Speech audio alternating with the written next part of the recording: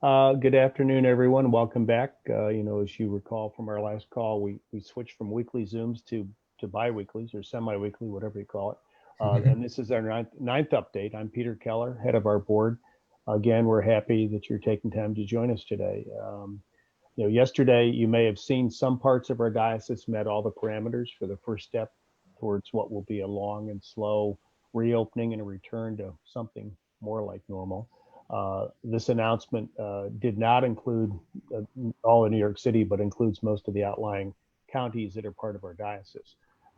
While that's an announcement from the governor and from county executives, Bishop Dici continues the suspension of public worship at least until July 1st. As he noted in his letter of Sunday that went out to all churches in the diocese, the earliest churches can open is July 1st, but that's permission to open, not a requirement.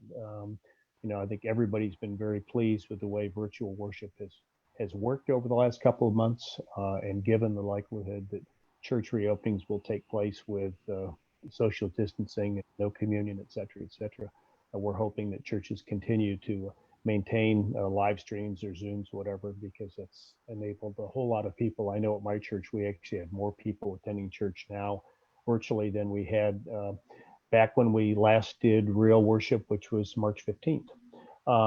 Here at Episcopal Charities, as we look forward to these first steps of reopening and hopefully more in the days and weeks ahead, our programs are doing the same. And many of the programs that we fund are well-oiled machines. They operate, very, very efficiently and effectively.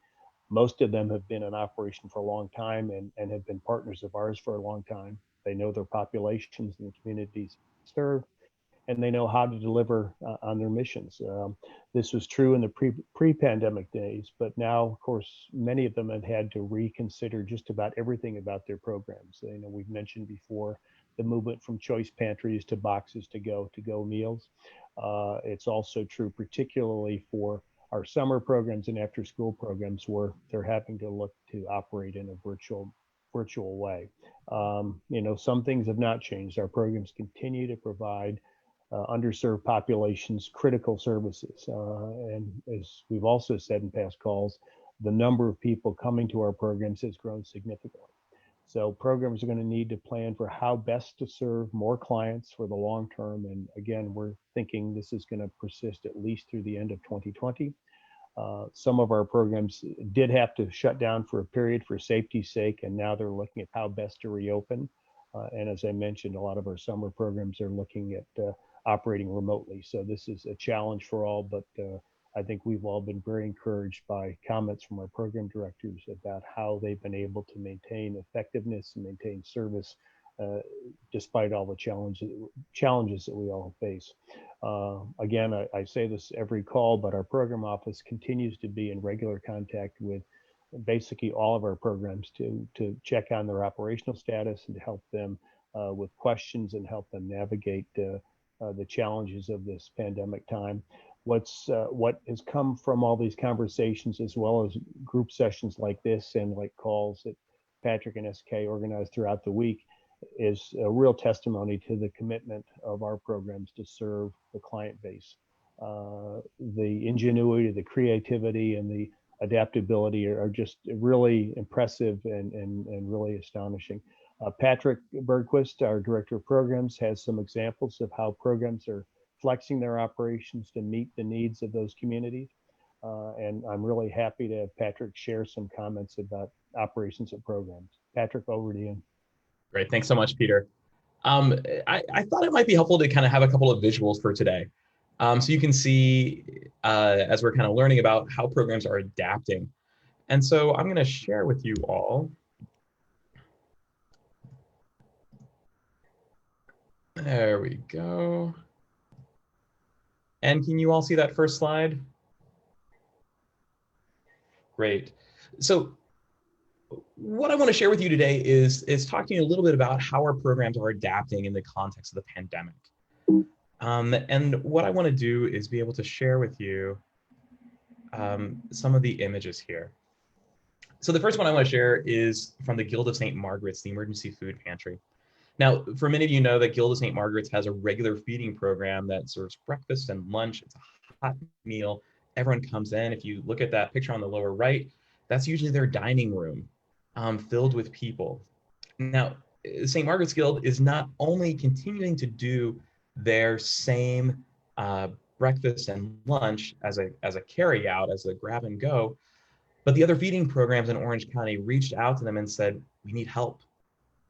So this pop-up food pantry that Episcopal Charities was fortunate enough to help sponsor is reaching out to the community, and is feeding over 200 families a month, was their initial plan, and that number is actually just going up considerably. So one of our feeding programs who's reaching out and doing something they haven't done before, a food pantry, in response to the pandemic. Hudson Link for Higher Education in Prisons. It's a great organization. And one of the things that we saw, and this graphic on the bottom left kind of says how the prison system, the prison population, just started pushing people out the door. What was happening is as they went out the door, there was no support set up. There were, where they used to be able to rely on parole officers and other institutions, government safety nets, those were gone. And so through things like their Count Me In, one of their newsletters, they are reaching out to their alumni and working with them to try to help create a bit of a net so they can keep those recidivism numbers down. But it's really about connecting with people, connecting with their alumni, connecting alumni to each other as a way of creating a kind of a family, an organization that's together. In addition, Hudson Link is also responding in new ways. They're always advocating for those in the prison system, but they're working with other organizations to provide personal protection equipment to those who are still incarcerated. And so you can see here, like Hudson Link is a higher education. They're working to make sure those who are in prison can get a college education, get a master's education. And yet they're shifting in a way and offering more kinds of support because that's what the pandemic is calling us out to do. And it was great to partner with them as we were trying to get uh, really just getting money into the hands of some of those who needed it the most to kind of help bridge the gap. So that's Hudson Link for Higher Education. I want to share with you about a new program. Again, this is a parish that has stepped up. This is a parish that saw a significant need. This is Grace Church, or La Gracia, in White Plains. Now, when the pandemic set in, they decided to go ahead and open up a small food pantry. It was going to be primarily for the members of the congregation, but for the community as well. And what happened is it blew up. They have over 300 people a week coming in on Thursdays. As you can see in their parking lot here on this picture on the right, they're marking out what's 6 feet so they can keep social distancing. This last week, I believe it was, one of the local businesses who does pizzas came out to provide pizzas for those who were in line. So one of the things that's amazing about these programs, because they're community-based, because they're anchored within a parish and anchored in the midst of a community, they are able to connect with other businesses and organizations and really be a part. So it's powerful to see the way a parish stepped in, they saw a need, they stepped in, and they brought a community with them to help meet that really amazing need. And all that food there, most of that's coming from the Feeding Westchester, the food bank there in Westchester that they've also partnered with. My guess is this food pantry is going to be here for a long time now. UIDN, the Ulster Immigration Defense Network. So they began to respond. A lot of their work had been focused on advocating for immigrant rights. They were taking people to court appointments, providing translators, companions for those kinds of things. And when the court system shut down for immigrants, what they did is they redoubled their efforts to help meet the astonishing needs that were coming through. You know, in January, they were experiencing, when they were kind of looking at rent assistance, you know, they did about $2,100 in January. In the first 10 days of May, they've helped people stay in their apartments to the tune of about $21,000. They're serving 136 families 6 times a month for food. So their food needs have increased massively. And again, because UIDN is anchored in a community, anchored in a place, they have been able to pull people from all over their community, and they're actually doing delivery service to these programs. I have two more that I want to show you real briefly. This is Food Fest at Holyrood. Holyrood is in Washington Heights, right there by the George Washington Bridge. It's one of the most severely affected areas in Manhattan with COVID-19. So again, our programs are adapting. Not only have they seen their numbers just explode, Father Barrios has talked about the need for delivering food to so many of their shut-ins, the elderly in their community, going into buildings with food, with sandwiches. I just talked to their program director yesterday. It looks like because the need continues to grow, they're going to add another day. They're already serving almost 600 people a week between their feeding programs that they have, which is a pantry that they deliver to, and these lunches and meals that they provide. Peter mentioned a lot of our after-school programs and our summer camp programs have moved online. I got this just the other day, and I wanted to share it. This is Young at Arts in Bronxville, at Christchurch, Bronxville, with Reverend Bird there. I just want to show you an example of how people are still trying to do camp. This is an arts program, and this is The Little Mermaid. I'll tell you a tale of the bottomless blue, and it takes the summer below. Brave sailor beware, cause a begins of brew, and mysterious fathoms below. King I'll sing you a song of the queen of the sea, and it takes the summer below.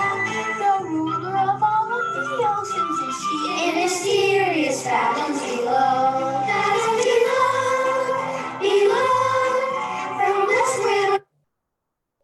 So, I mean, we could watch that all day. Like, it's fantastic. But what I wanted to show is this an example of how our programs are trying to adapt. So they had choreographers working with kids, trying to figure out how to choreograph. They had parents there and siblings holding cell phone cameras, trying to watch. They're doing rehearsals with lines. And everyone's just trying to figure out how to do this well. And so again, what we wanted to do is just highlight some of our programs and share with you some of what they're doing, and how creative I think they've been, and how adaptive, and how we at Episcopal Charities are working to stand with them, to support them, and to keep them moving forward. So I wanted to share that, Peter. I'll give it back over to you. Thanks, Patrick. It's pretty inspirational stuff, and I hope it gives all of you on this call just a look in at the commitment of our programs and volunteers, their imagination. Our programs always do great work, but they have really stepped up even more to meet the needs brought on by the pandemic. All of us at Episcopal Charities are so proud to be associated with these programs, to be funders of programs. We couldn't do it without the support of individuals, parishes, and foundations. We continue to look for support. If you'd like to help out, now's a great time to consider either making a gift or to step up as a volunteer. Our COVID Emergency Fund meets weekly to review applications. And to date, we've approved 24 grants totaling almost $185,000. We have a number of additional applications that we'll review this Friday. I just want to continue all of the programs out there and all the parishes to reach out and let us know if you have any special needs. We remain committed to helping you meet those needs, whether it's financially or whether it's with consultations with Patrick and SK, but we recognize that you all have been working hard. We recognize the challenges.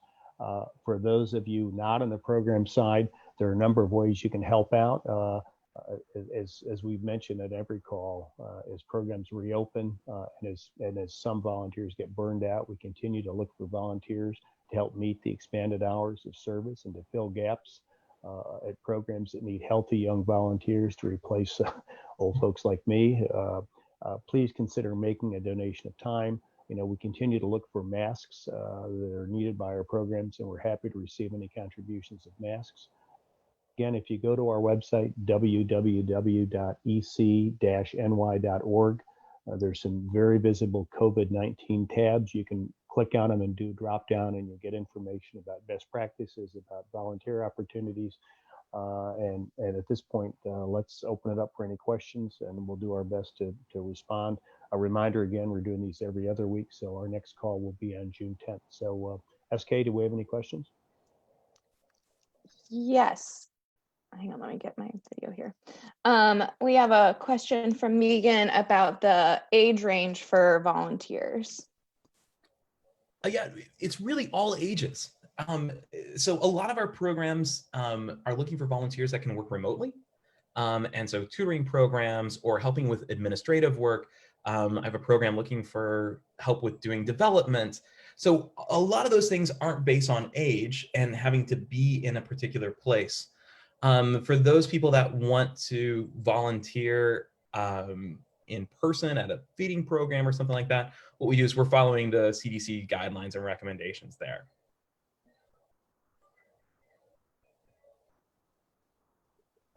Other questions?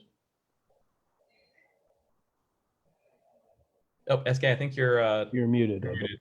Sorry. No, I don't see any other questions coming through yet. Okay, well, again, and I'd encourage any of you out there, if you know of programs that are looking for either guidance or additional funding, we have successfully raised a significant amount of money for COVID relief. We continue to make grants really every week, but what we want to make certain is that there are programs out there that have needs, that are unable to maybe buy more protein for their clients or get fresh produce. We've got suggestions about sources for food, and we've got some funding to assist you with. We recognize a lot of traditional funding, a lot of traditional feeding sources have dried up or have limited menus. So if you've got additional expenses because you've got to go to alternate sources, let us know, and we'll do our best to work with you to help you provide the kind of food that you want for your client base. And with that, we'll let you all go. We'll talk in 2 weeks. And again, thanks for your continued interest and your continued support. Stay safe. Stay well. Thanks, everyone.